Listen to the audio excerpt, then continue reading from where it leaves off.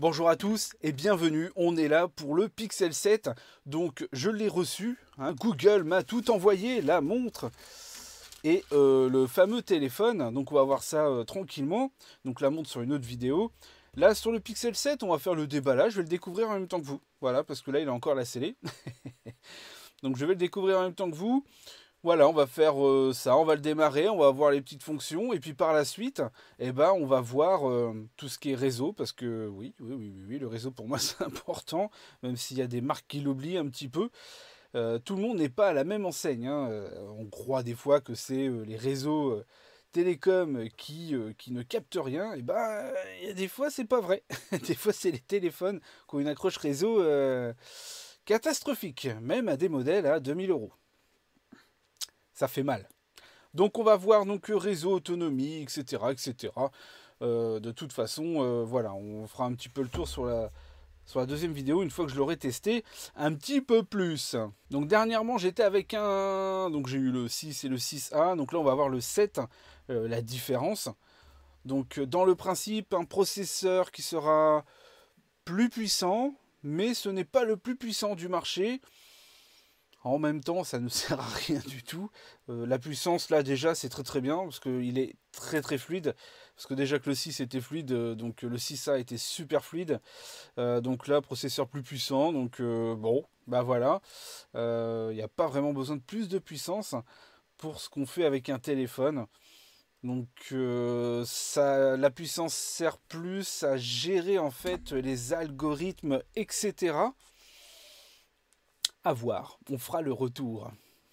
Allez, c'est parti, on va l'ouvrir parce que là, j'en peux plus d'attendre. Donc voici le fameux Pixel 7 et la montre qu'on verra plus tard. Donc le Pixel 7, donc en vert citron. C'est parti, donc autour de la boîte, bah voilà, pour dire que c'est un 6,3 pouces avec la 5G. Bon bah ça maintenant ça devient un standard, un 128 Go pour ce modèle-ci. On y va, on arrache les languettes. Là, les petites languettes, voilà, donc logiquement maintenant,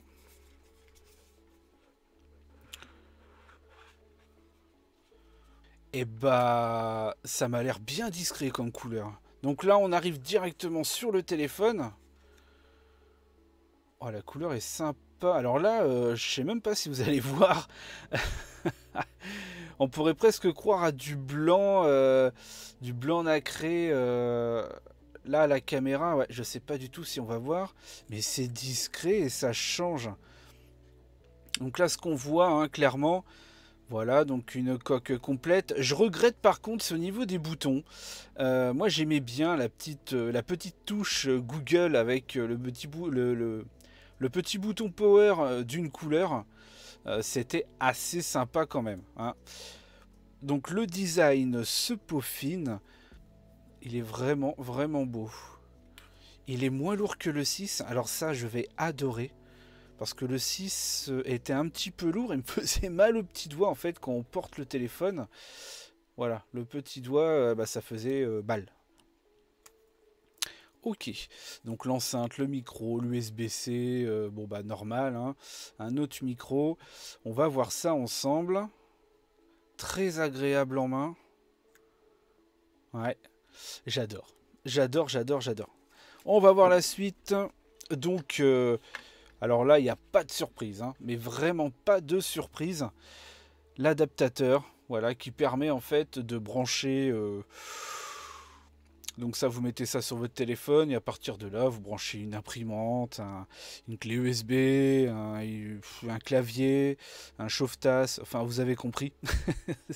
On peut brancher tout ce qui peut être branché quasiment, quoi. Donc voilà, le petit adaptateur qu'il ne faut pas perdre. Alors évidemment, là ça devient une mode. Pas de bloc alimentation, mais on a quand même le câble, quand même, hein. C'est cool, merci. Donc le câble USB-C vers USB-C. Donc voilà, donc ça fait déjà très longtemps qu'ils font ça. C'est l'USB type C. Donc voilà un petit peu pour la boîte. Donc très petite. Du coup, on va refermer ça. Voilà. On va le mettre de côté. Voilà. Oh, maintenant on va voir le fameux téléphone. On va enlever la petite protection.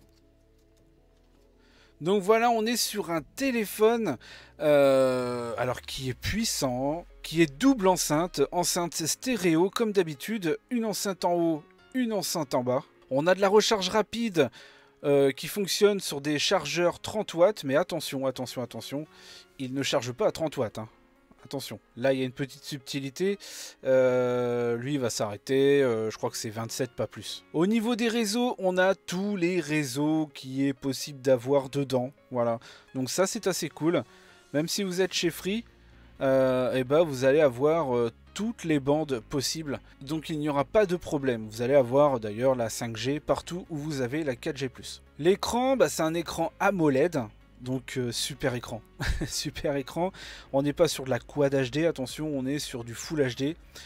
Bah ça suffit, hein. Franchement, ça suffit largement. C'est exactement la même chose que sur le 6A. Pour regarder des séries et tout, mais c'est excellent, voilà, il n'y a vraiment pas de souci.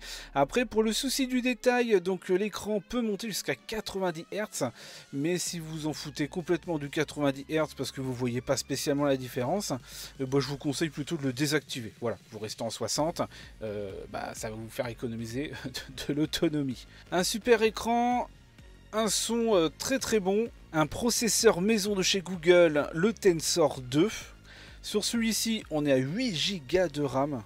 Alors déjà que 4 Go de RAM, ça tournait super bien, mais là il y en a 8. Recharge sans fil, recharge inversée pour pouvoir recharger votre paire de Pixel Bud ou la montre. Je n'ai pas testé encore la montre, hein, parce que je vais la déballer tout à l'heure.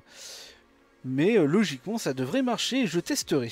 Donc voilà un petit peu sur ce qu'il y a à savoir. Après au niveau des chiffres, voilà, donc une batterie qui est légèrement plus petite, mais finalement les chiffres ne veulent pas dire grand chose parce que le processeur a été gravé plus petit, donc va consommer moins. Après on le sait que c'est pas la batterie vraiment qui fait le boulot, c'est vraiment l'OS et l'optimisation du total.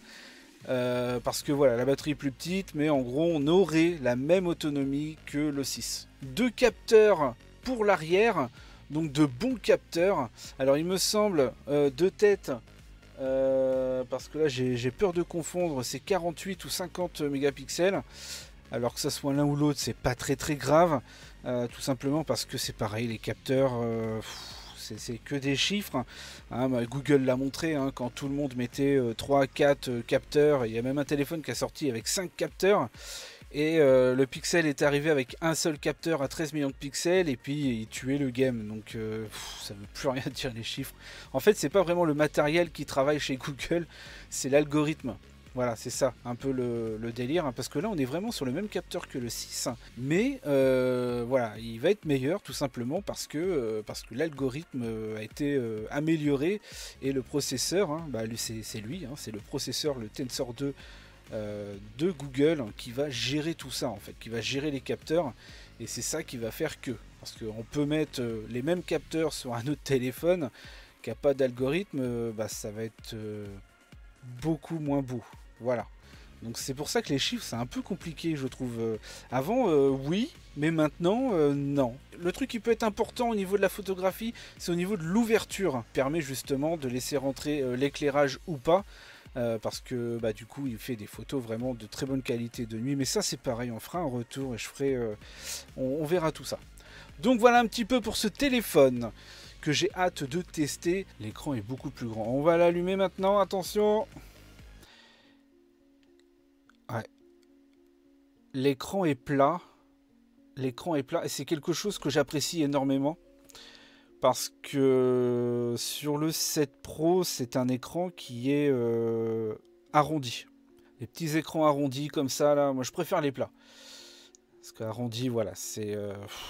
ça me pose des problèmes à chaque fois pour les protections. Donc là, on va mettre du français. Du français de la France, bien évidemment. Le commencement, connectez-vous à un réseau mobile.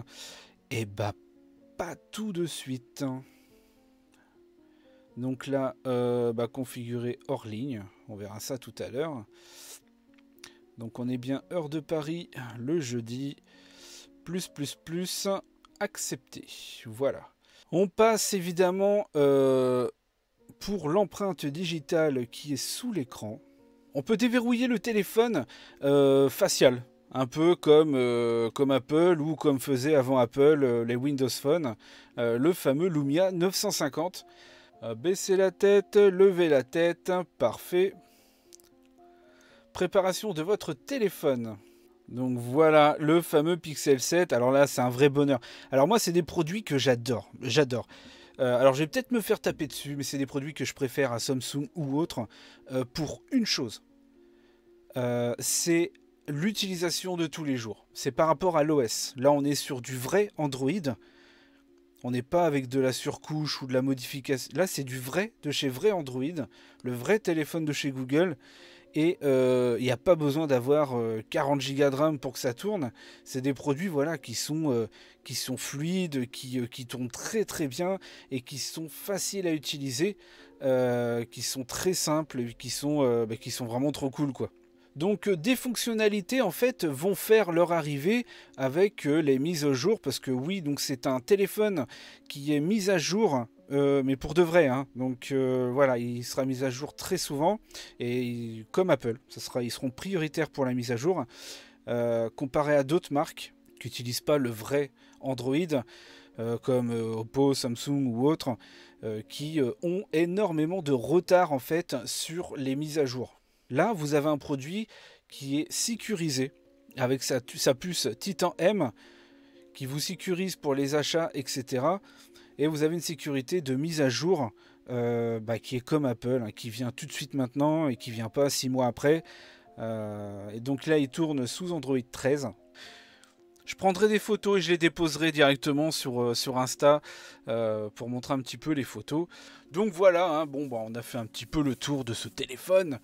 Si vous avez des questions, n'hésitez pas. Si je peux répondre, je vais répondre. Et puis on se retrouve pour une prochaine vidéo en allant un petit peu plus loin sur le téléphone. Allez, bye bye.